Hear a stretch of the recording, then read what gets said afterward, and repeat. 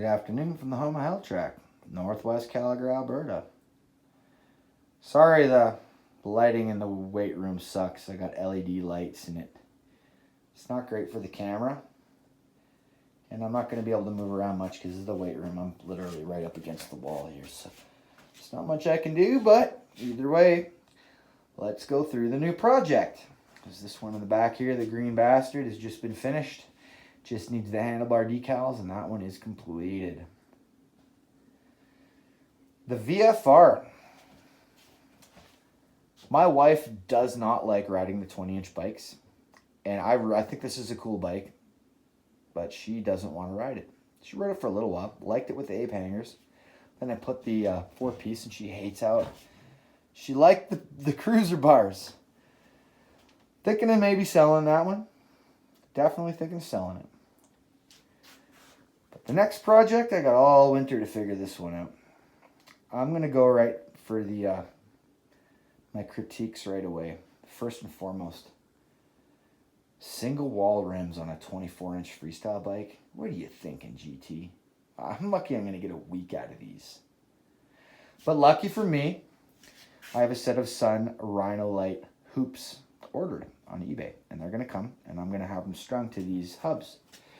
These are actually really nice hubs on a 24. They're a seal bearing setup, as well as they have a female style axle. So it's really well built. They roll super, super nice, but I do not trust those no-name single wall rims. The second thing, I don't like those handlebars. I don't like cruiser bars. I hate the way they look. I hate the way they feel. And, well, hey, Pantera, why don't you just go get the BMX-style pretzel bars? I really would like to, if it wasn't for the fact that everybody that owns one of these bikes has done that, and I don't want to do what everyone else does. I'm thinking maybe, probably not, but a set of those powder-coated black, the Dyno D-gusset bars. Oh, it's not 80s, Pantera. I know. And I'll tell you why. I'm thinking if I don't go with the pretzel bars, I can get a nice GT piston, made in USA piston neck and seat post clamp. And maybe, because I've always really liked the late 90s Dyno red spatter edition to match my green spatter GT. I've been thinking, why don't you paint this up like the red spatter Dyno from the late 90s? It's going to be an unpopular opinion because it's an 80s style bike, but nobody's done it, and I don't want to do like everyone else does.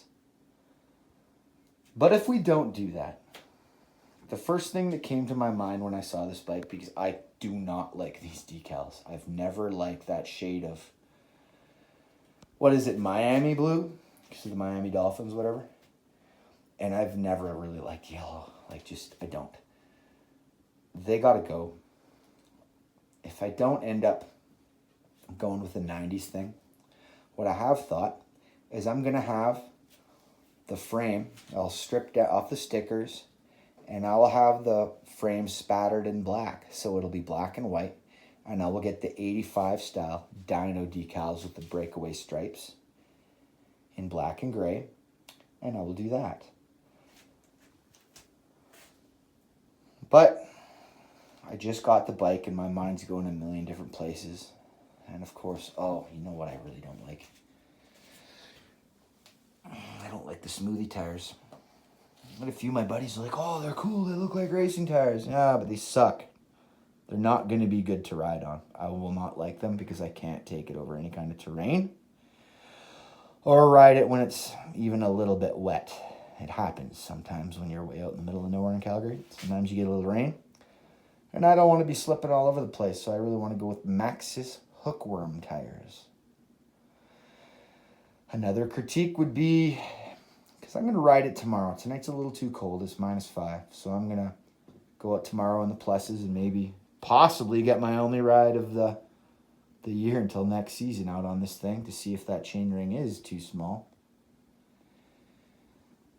And finally, the pedals.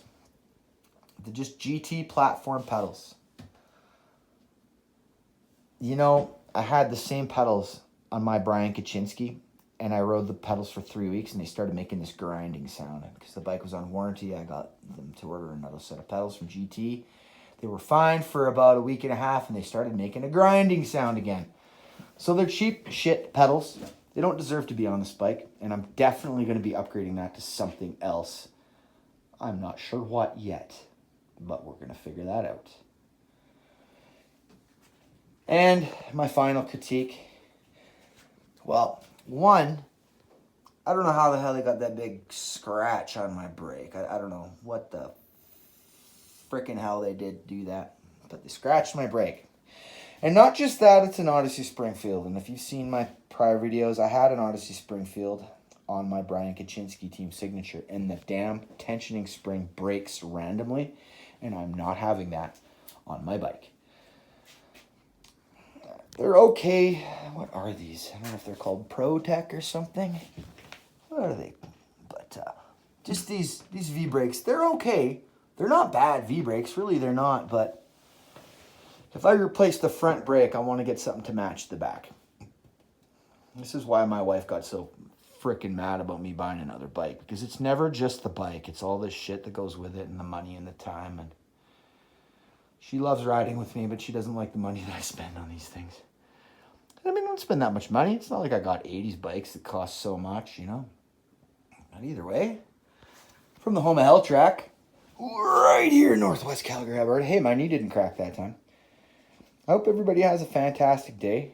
I mean, yeah, it's cool, but it's lacking.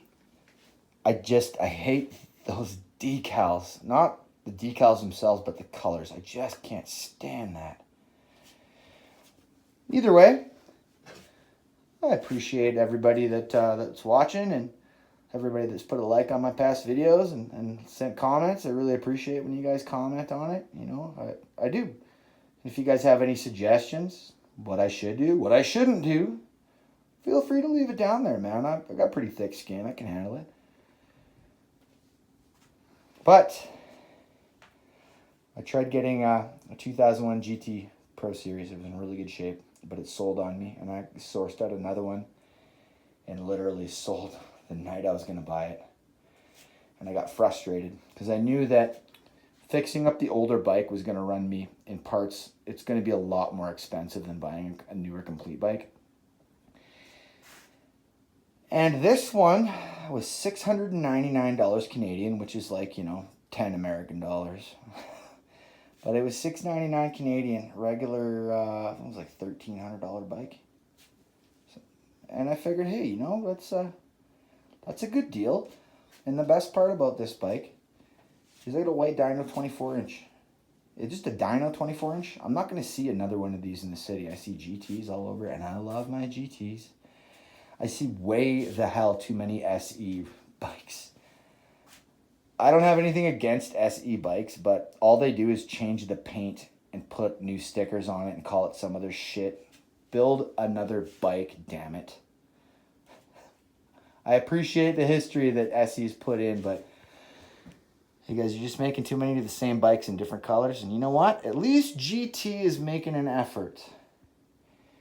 And the final critique I'm going to have of this bike is I was peeling, I had a Made in China sticker on it. Fuck, crying out loud. I was really hoping this is going to be an American-built bike, but, I mean, it probably would have cost a lot more money. And that's okay. As a whole, it's a real nice bike, and it fits me well.